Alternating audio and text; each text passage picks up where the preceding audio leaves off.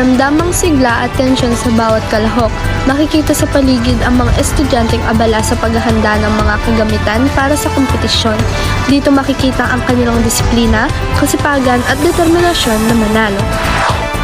Nagmula ang mga kalahok sa iba't ibang probinsya ng Region 3 at handa nang humakot ng tagumpay sa kategoryang pagsulat ng balita, opinyon, lathalain, paghamlat-halain, column, editorial, balitang sport, pagwasto ng CP at pagbulo ng balita, pagkuha ng larawan at editorial cartoon.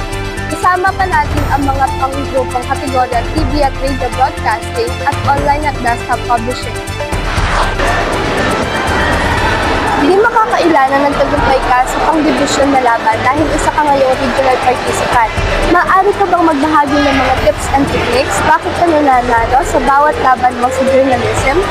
Para po sa akin, mahalaga po yung pagbabasa, patuloy po na pagsasanay sa pagsusulat at tiwala po sa sarili. Malaki rin po yung tulong ng aming coach, suporta po ng pamilya ko at gabay po sa akin ng Panginoon Diyos. Ginagawa ko rin po ito hindi lang para sa sarili ko, hindi para i-represent ko po yung paaralan. Narinig ninyo ang ibinahaging sagot ni Claire sa aking tanong.